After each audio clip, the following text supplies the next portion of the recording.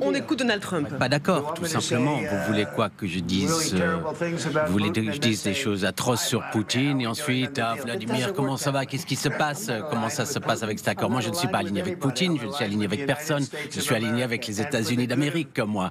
Et pour le bien du monde, de la Terre, je suis aligné avec le monde, moi. Et je veux qu'on avance. Vous voyez la haine qu'il y a pour Poutine. Pour moi, c'est difficile de mettre un accord en place avec ce niveau de haine. Et je le comprends. Mais l'autre face, c'est exactement l'autre côté, ne sont pas en amoureux de lui non plus. Donc la question d'alignement, moi je suis aligné avec le monde. Voilà, je veux que les choses avancent, je suis aligné avec l'Europe. Je veux voir si on peut régler cette affaire. Vous voulez que je sois dur, robuste, je peux l'être, plus que n'importe qui, n'importe quel être humain, mais c'est pas comme ça qu'on va arriver à un accord, c'est tout simple. Encore une question? Alors, tout à fait. Je vais répondre ça. Depuis 4 ans, pendant les États-Unis, on avait un président qui se levait, qui disait des choses dures sur Vladimir Poutine. Et Poutine a ensuite envahi l'Ukraine et détruit une grande partie du pays. Le chemin vers la paix, la prospérité, c'est peut-être au travers de la diplomatie. On a essayé de faire comme Biden voulait le faire, voilà, en gonflant les muscles, en disant, voilà, c'était ce qui comptait. L'Amérique, ce qui fait de l'Amérique un bon pays, c'est l'Amérique qui entre dans la voie diplomatique. Et ce que fait le président Trump? Je peux réagir. Donc, il a occupé une grande partie de l'Ukraine, Poutine, à l'est du pays, la Crimée, et il a occupé ça en 2014 déjà. Il avait envahi et occupé la Crimée pendant beaucoup d'années. Et moi, je ne parle pas simplement de Biden, mais à l'époque, il y avait Obama, le président Trump, ensuite le président Biden, et à nouveau le président Trump aujourd'hui. Et Trump, on espère, va l'arrêter, mais en 2014, personne ne l'a arrêté. Voilà, il a envahi, il a tué des gens. 2015, 2014, 2014. Moi, j'étais pas là, moi. Mais en 2014, de 2014 jusqu'en 2022, voilà, on avait cette situation en place. Les gens mouraient et personne ne l'a arrêté. Vous le savez, nous, on a eu des conversations avec Poutine, beaucoup de conversations, on a eu des débats et on a signé, moi personnellement, avec en tant que nouveau président en 2019, j'ai signé un accord. J'ai signé avec lui un accord pour un cessez-le-feu. Tous m'ont dit, tout le monde m'a dit que on a signé, c'était un contrat, avec un contrat de gaz, oui, mais après, cessez-le-feu, il ne l'a pas respecté, il a tué nos gens, il n'a pas échangé de prisonniers. On a signé pour un échange de prisonniers aussi, il ne l'a pas fait. Donc, de quelle diplomatie est-on parle? Qu'est-ce que les États-Unis peuvent faire? Qu'est-ce que vous voulez dire? Je parle de la diplomatie qui va mettre fin à la destruction de votre pays. Monsieur le Président, avec tout le respect que je vous dois, vous manquez de respect de venir dans le bureau ovale et dire cela devant les médias américains. Maintenant, vous êtes en train de forcer des conscrits sur le front parce que vous avez des problèmes de personnel. Vous devrez être content que le président entre dans ce conflit. Est-ce que vous êtes venu en Ukraine? Est-ce que vous connaissez la situation? Eh bien, moi, j'ai vu ce qu'on montre dans les médias. Et voilà, vous amenez des gens, vous faites des tours de propagande. Est-ce que vous n'êtes pas d'accord que vous avez des problèmes, que vos militaires ont des problèmes, que vous n'avez pas assez de monde? Et vous manquez de respect de venir dans le bureau ovale et d'attaquer l'administration qui essaye de prévenir la destruction de votre pays. Alors, il y a beaucoup de questions là. Commençons depuis le début. Tout d'abord, pendant la guerre, tout le monde a des soucis, tout le monde a des problèmes, même vous. Mais vous avez un océan, mais vous ne le ressentez pas maintenant. Mais vous allez le ressentir à l'avenir. Non, ne dites pas ce qu'on va ressentir. On essaye de résoudre un problème. Ne nous dites pas, n'essayez pas de nous dire ce que nous allons ressentir. Il faut que ce soit clair, il faut se souvenir de cela. Vous n'êtes pas dans une position de dicter quoi que ce soit que nous puissions ressentir. Nous allons nous sentir très bien. On va se sentir très bien, très fort. Non, actuellement, vous n'êtes pas dans une une bonne position. L'Ukraine est dans une mauvaise position et vous l'avez permis ça d'arriver. Depuis, vous n'êtes pas dans une bonne position. Vous n'avez pas le contrat maintenant. Avec nous, vous allez maintenant... Vous êtes en train de parier avec la vie de millions de personnes. Vous jouez avec la guerre mondiale, la troisième guerre mondiale. Ce que vous faites, c'est un manque de respect. C'est un manque de respect à ce pays, cette nation. Et est-ce que vous avez dit merci une seule fois ici, dans cette réunion? Est-ce que l'on vous a entendu dire merci? Vous êtes allé en Pennsylvanie et faire campagne pour l'opposition en octobre.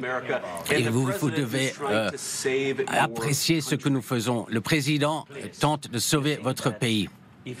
Excusez-moi. Si vous croyez que vous parlez plus fort, et si vous parlez fort, vous allez avoir raison.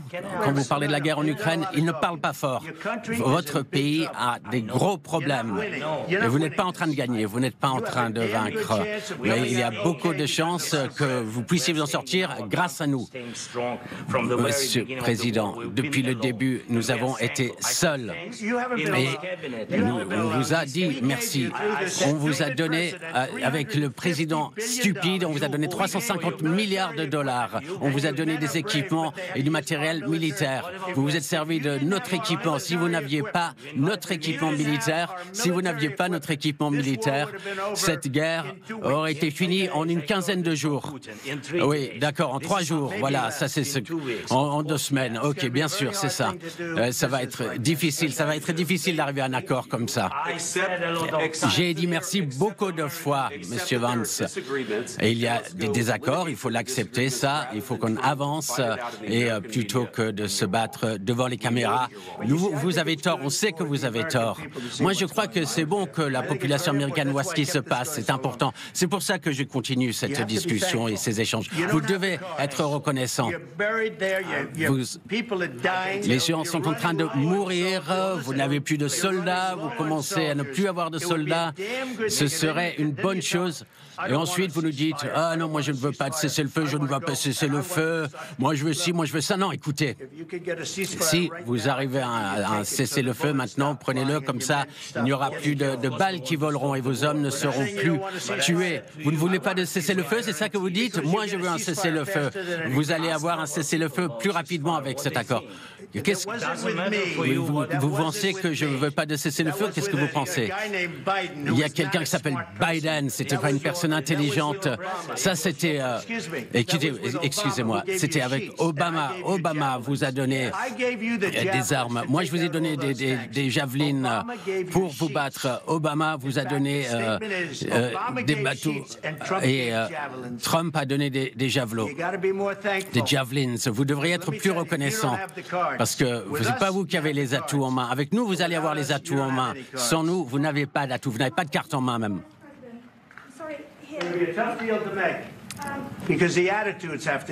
Et les attitudes doivent changer ici.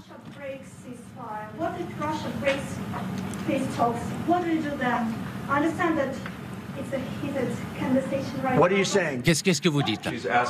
Elle pose la question, qu'est-ce qui se passe si la Russie met en place ça?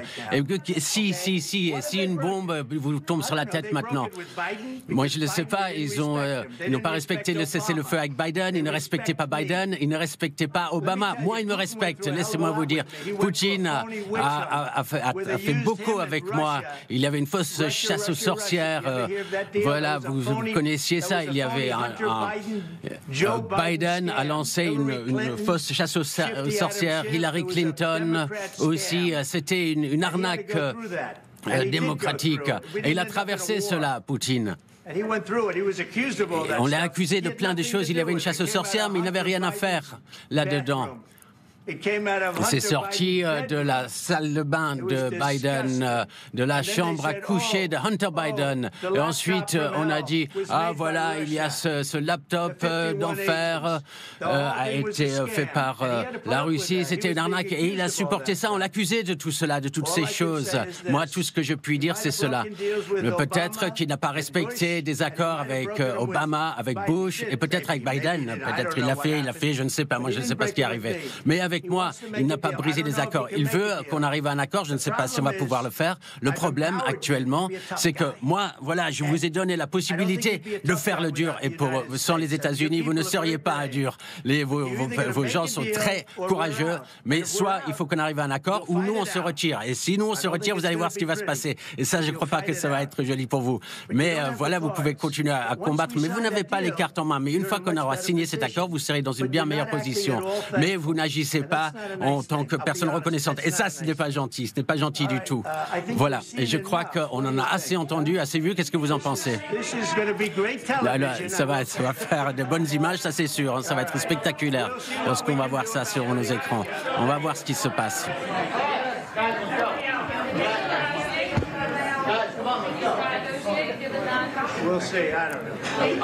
On va voir ce qui se passe.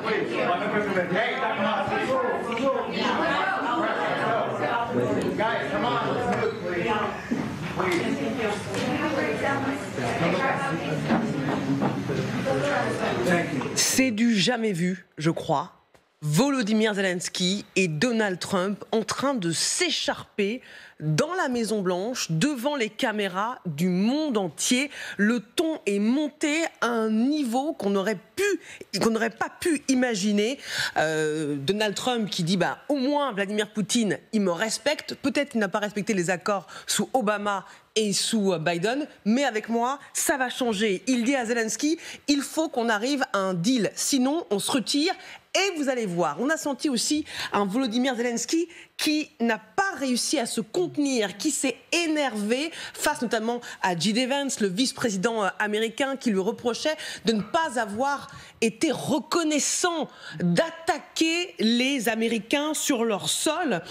Vous êtes en train d'attaquer ceux qui essaient justement de prévenir la destruction de votre pays. Donald Trump qui surenchérit en disant que vous êtes en train de jouer avec la vie de millions de personnes. C'est la 3e guerre mondiale que vous jouez face à un Volodymyr Zelensky qui n'a pas réussi à faire baisser la pression. Ce soir, on est sidéré, pour tout vous dire, devant cette séquence. C'est du jamais vu.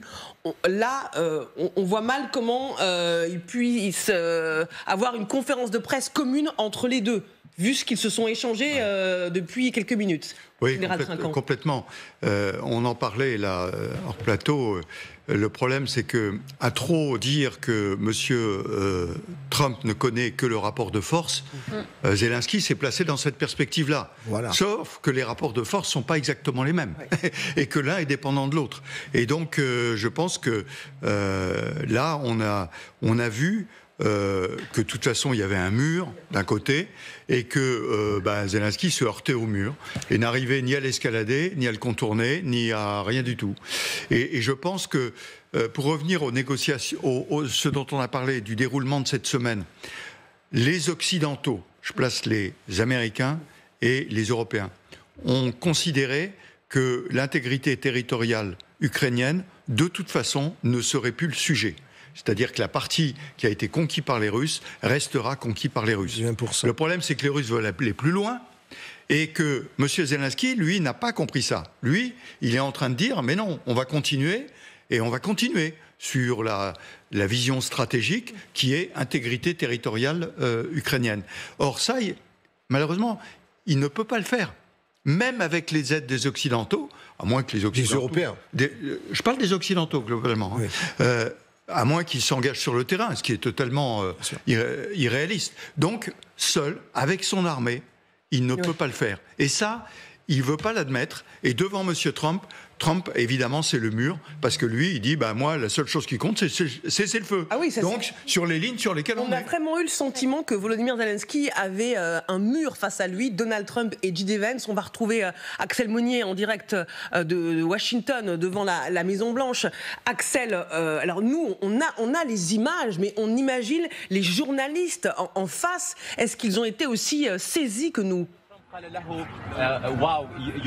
Alors oui, ils ont sûrement été saisis. C'est une séquence hallucinante, cette pression qui a été mise sur Volodymyr Zelensky, la réponse très émotive du président ukrainien également.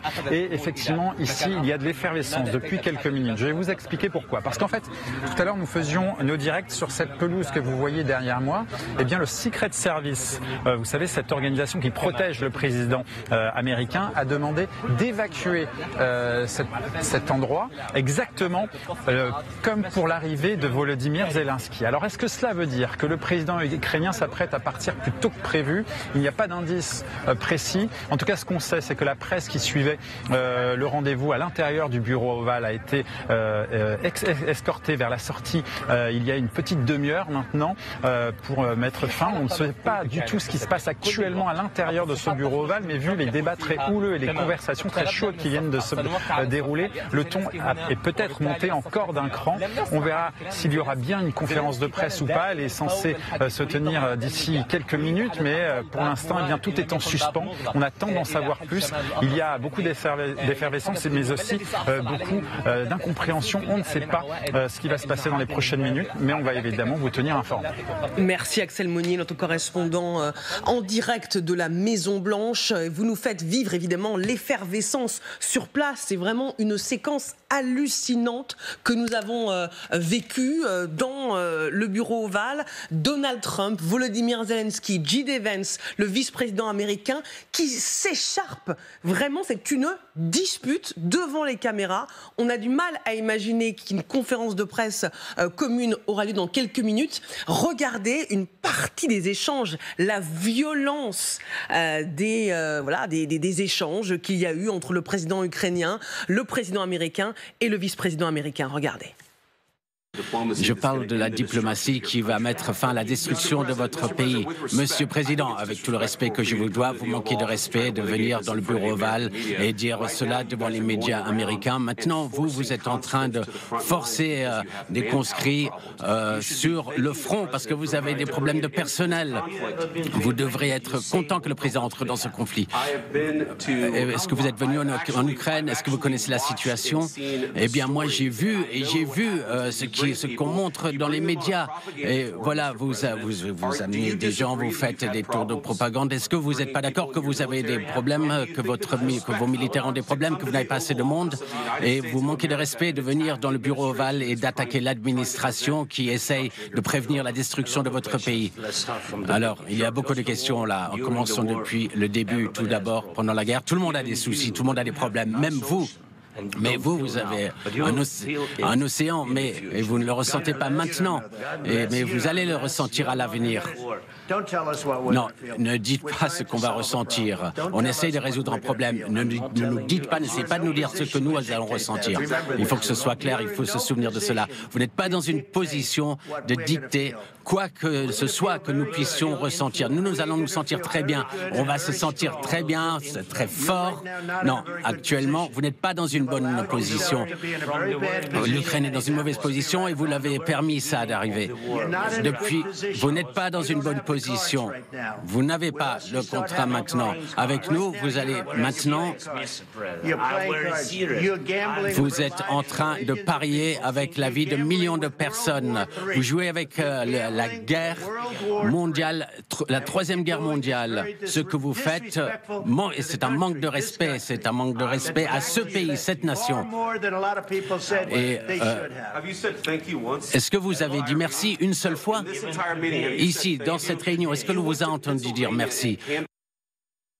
Mais vu, on le disait en conférence dans le bureau ovale. Joséphine Staron, est-ce qu'il y a peut-être un surjeu on surjoue la colère de la part de Donald Trump et de J.D. Vance pour expliquer à l'opinion publique américaine qui regarde ces images pourquoi Donald Trump ne veut pas céder à Volodymyr Zelensky? Vous savez, il n'y a pas de hasard. Cette séquence, elle est parfaite d'un point de vue de la communication. On venait de dire avant le début de ces échanges que c'était deux hommes professionnels de la communication. C'est exactement ce qui vient de se passer. La répartition de la parole entre le président américain et son vice-président, ce n'est pas du hasard.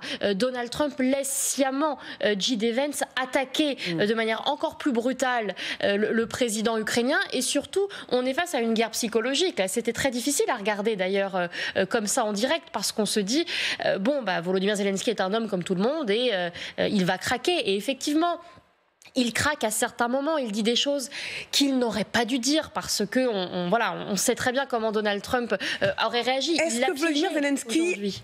Il l'a piégé, vous dites ? Oui, Donald Trump, par cette mise en scène, et le vice-président ont piégé Volodymyr Zelensky. Ce que toute cette séquence révèle, en fait, c'est que depuis lundi, depuis la visite d'Emmanuel Macron, on dit on va essayer de négocier avec Donald Trump, on va essayer de lui faire entendre tel argument, tel autre argument, on verra bien à la fin, on va placer nos pions. En fait, non, il avait déjà décidé.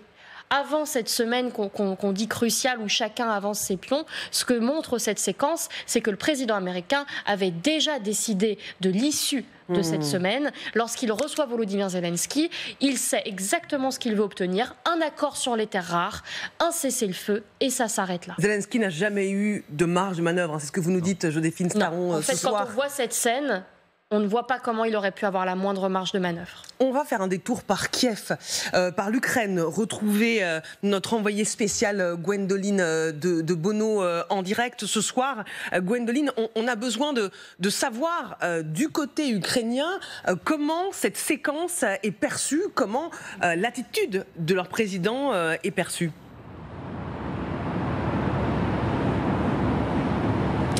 Écoutez, je parle, on a regardé cette séquence ensemble, je viens de parler avec des Ukrainiens, pour être très honnête, ils sont très choqués par ce qui est en train de se passer, par ce qui s'est passé dans le bureau ovale, extrêmement choqués surtout par l'attitude du vice-président J.D. Vance et par celle de Donald Trump, par ces attaques. C'est un peu le scénario catastrophe qui est en train de se dérouler, c'est ce que me disait l'un d'entre eux. Un autre qui est officier vient de me dire c'est un piège qui se referme sur Volodymyr Zelensky. Ils l'ont poussé dans ses retranchements. C'est ce que un officier de l'armée ukrainienne qui regardait la rencontre vient de me dire. Il y a quand même ce sentiment de choc. C'est un coup de massue ce soir pour l'Ukraine. On verra ce qu'il en sortira, mais ces images sont dures à regarder aussi pour les Ukrainiens, alors que cette rencontre, elle suscitait quand même une certaine forme d'espoir, avec de la grande prudence, vu les déclarations de Donald Trump ces derniers jours. Mais c'est vrai qu'il avait eu des mots en disant que non, il n'avait pas dit que Zelensky était un dictateur, puis que oui, il y aurait une discussion sur le sort des territoires occupés. Donc il y avait peut-être l'espoir qu'il y ait un changement de la part de Donald Trump. Et bien là, ce que l'on vient de voir a fracassé ces espoirs, et les Ukrainiens sont très sincèrement choqués. Merci beaucoup pour cette remontée de terrain, Gwendoline de Bono, avec Thibaut Bruck, nos envoyés spéciaux en direct de l'Ukraine. Les mots sont forts, c'est le scénario catastrophe qui s'est produit ce soir. Les Ukrainiens, interrogés par nos envoyés spéciaux, sont sous le choc en voyant ces images de disputes devant les caméras du monde entier entre le président américain et le président ukrainien. Est-ce qu'il a raté cette opportunité de faire changer d'avis Donald Trump, ou est-ce que les dés étaient jetés dès le départ, comme le dit Joséphine Staron ? Alors, je ne sais pas si les dés étaient jetés dès le départ, mais une chose est sûre, c'est qu'il a quasiment raté toute chance de voir bouger les États-Unis. Pourquoi ? Parce que vous avez entendu à plusieurs reprises, Donald Trump ainsi que le vice-président ont dit: vous avez manqué de respect au peuple américain, vous avez manqué de respect à ce gouvernement, vous ne nous avez pas remercié pour ce que nous avons fait, alors lorsque Zelensky lui a dit si, j'ai eu l'occasion de le dire à plusieurs reprises, il a dit non, là, à ce gouvernement, en d'autres termes, il lui a dit vous ne vous êtes pas adressé aux républicains, à la nouvelle administration, vous êtes pour l'instant adressé à la précédente, mais pas à la nouvelle administration. Donc c'est désormais nous qui sommes en charge, ça c'est la première chose. Et puis la deuxième chose, c'est quelle peut être la suite. Oui. Au fond, Donald Trump va pouvoir dire: 1, j'ai essayé. 2, il n'a rien voulu entendre. Oui. Désormais, nous n'avons pas à bouger. Ils prennent ou ils ne prennent pas. S'il faut aller, si ça tourne véritablement à la 3e guerre mondiale, comme dit Donald Trump, ça sera de la responsabilité de Zelensky. Et la difficulté maintenant, c'est comment est-ce que les Européens qui ont fait la prévente, parce qu'au fond, c'est ce qu'a fait le président Macron, c'est ce qu'a fait le Premier ministre anglais, ils ont fait la prévente. qu'est-ce qu'ils peuvent dire pour ramener à la table de la raison Donald Trump dans un timing qu'on sait extrêmement clair. Moi, je ne sais pas ce qui va se dire à la prochaine à la conférence de presse qui est prévue. Est-ce qu'elle va être maintenue? Et désormais, c'est quasiment impossible qu'on ait quelque chose avec un semblant de consensus. J'ajoute que sur la forme, et je reconnais, je suis d'accord avec ce qui vient d'être dit, c'est que vous savez, la séquence à laquelle on a assisté est généralement une séquence qui se produit lorsqu'un conflit est juste... et on prend qu'il y a un conflit, une première rencontre entre belligérants, entre opposants, on se lâche, on laisse tout. Là, nous étions censés être en présence d'une signature d'accord. Donc, en général, toute la haine, toute la dimension émotionnelle négative, tous les reproches sont en général purgés à ce stade-là. Or, on s'aperçoit que plus rien n'est purgé, et Donald Trump en tout cas par cette séquence, a donné la preuve, en tout cas a montré que finalement, rien n'est purgé du côté ukrainien, qu'il n'avait pas de responsabilité avant sa prise de fonction. D'ailleurs, il a oublié qu'il a été aussi en fonction entre 2017 et 2021, et donc il n'était pas responsable du passé. Il dira au peuple américain, moi, j'ai fait ce que je pouvais en fonction d'une situation que j'ai trouvée. Alors, si vous nous rejoignez, pour bien comprendre le niveau de tension, saisir la mesure de ce qui se passe en ce moment dans le bureau ovale, regardez une autre séquence d'échanges extrêmement tendus entre le président ukrainien, le président américain et le vice-président américain. Regardez. Excusez-moi, si vous croyez que vous parlez plus fort, et si vous parlez fort, vous allez avoir raison. Quand vous parlez de la guerre en Ukraine, il ne parle pas fort. Votre pays a des gros problèmes. Et vous n'êtes pas en train de gagner, vous n'êtes pas en train de vaincre. Mais il y a beaucoup de chances que vous puissiez vous en sortir grâce à nous. Monsieur le Président, depuis le début, nous avons été seuls. Et on vous a dit merci. On vous a donné... Avec le président stupide, on vous a donné 350 milliards de dollars. On vous a donné des équipements et du matériel militaire. Vous vous êtes servi de notre équipement. Si vous n'aviez pas notre équipement militaire, cette guerre aurait été finie en une quinzaine de jours. Oui, d'accord, en 3 jours. Voilà, ça c'est en 2 semaines. Ok, bien sûr, c'est ça. Ça va être difficile d'arriver à un accord comme ça. Ça va être difficile, c'est ce qu'on voit. Partons retrouver à Washington Justine Jankowski, autre correspondante pour TF1 LCI. Justine, est-ce qu'un deal peut être conclu, le fameux deal sur les terres rares et les minerais, dans ces circonstances ? Voilà, toutes les cartes sont rebattues, on ne sait pas vraiment ce qui va passer, on ne sait pas même si un deal peut encore être signé. À cette question posée par la chaîne de télévision CNN, Donald Trump répond « on verra ». Il fait donc durer le suspense et vous l'avez vu, le ton est monté très vite entre les deux hommes avec cet échange hallucinant. Donald Trump qui a commencé en disant « vous n'avez pas les cartes en main », qui accuse Volodymyr Zelensky de s'être mis en mauvaise posture et même d'être sur le point de déclencher une 3e guerre mondiale. On voit que le ton il a commencé à monter quand le vice-président J.D. Vance a commencé à prendre la parole, qu'il a accusé l'Ukraine de ne pas être assez reconnaissante de l'aide américaine. Mais tout ceci, c'est vrai qu'on en entendait parler depuis quelques jours déjà. La Maison-Blanche disait que Volodymyr Zelensky se comportait un peu comme si tout lui était dû, comme si le soutien américain il lui était acquis depuis la présidence de Joe Biden et que maintenant il allait devoir voir à qui il avait affaire. Alors normalement il devrait y avoir une conférence de presse conjointe entre les deux hommes. À l'heure actuelle on ne sait pas si elle va se tenir, mais on suit bien sûr la situation. Merci beaucoup Justine Jankowski en direct de Washington. Général Trinquant, vous voyez saisi en voyant ces images où Volodymyr Zelensky essayait de se défendre, mais on voit que le président ukrainien était en train de perdre ses nerfs. Oui, les Américains, le duo Trump-Vance lui ont fait perdre ses nerfs, très clairement. Et on n'a pas vu le début.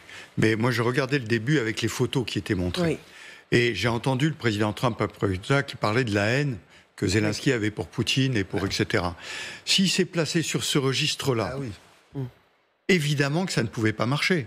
Parce que le registre, c'était pas ça. c'était on vient vous remercier pour votre aide et on vous demande de continuer l'aide. Et pour ça, on signe un accord. Le fameux accord sur le terrain, etc.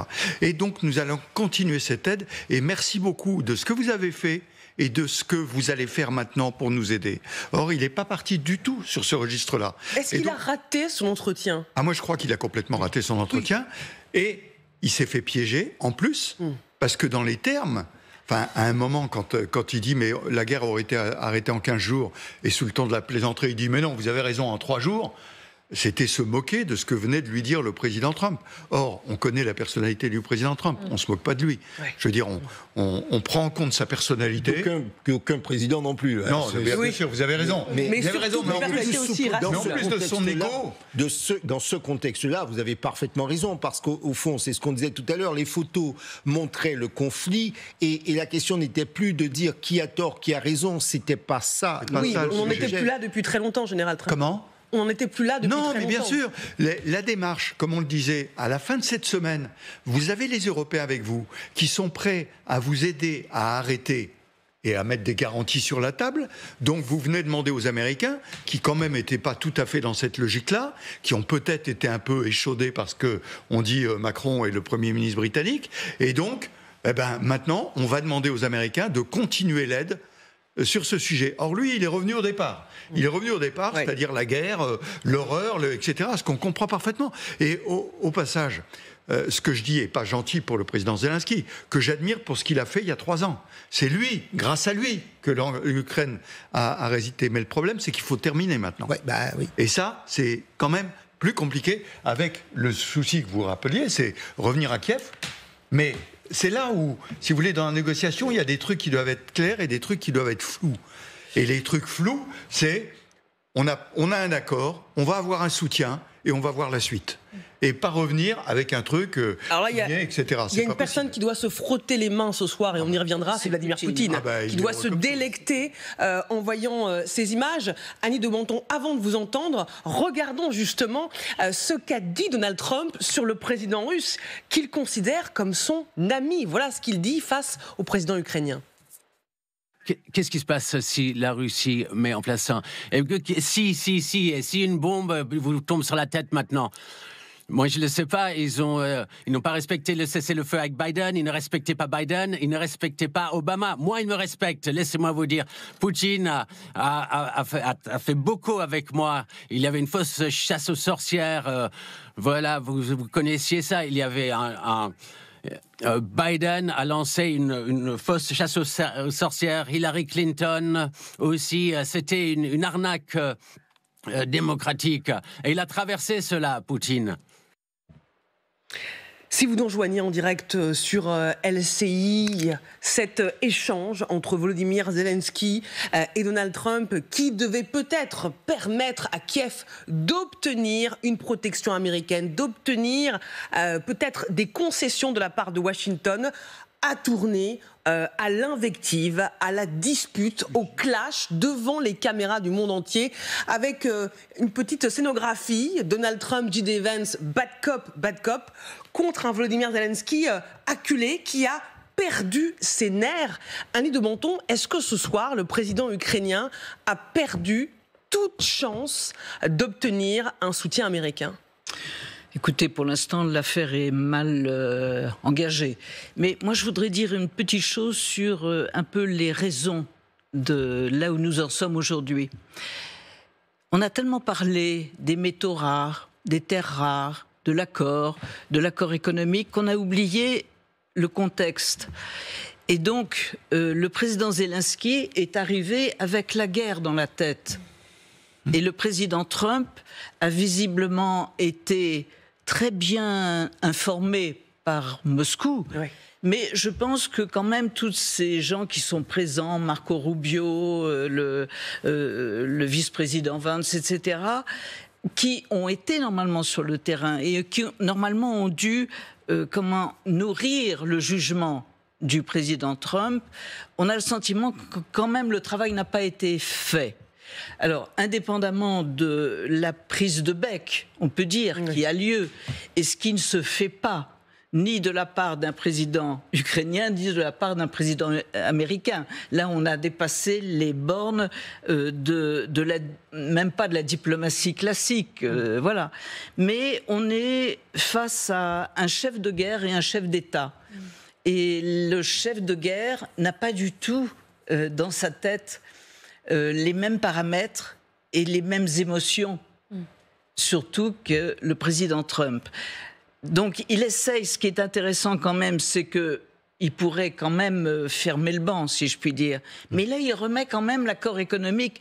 Si vous voulez que quand même on signe un accord économique, et lui, Zelensky, se dit, OK, il veut signer cet accord économique, mais quelle garantie pour mon pays ? Toujours aucune.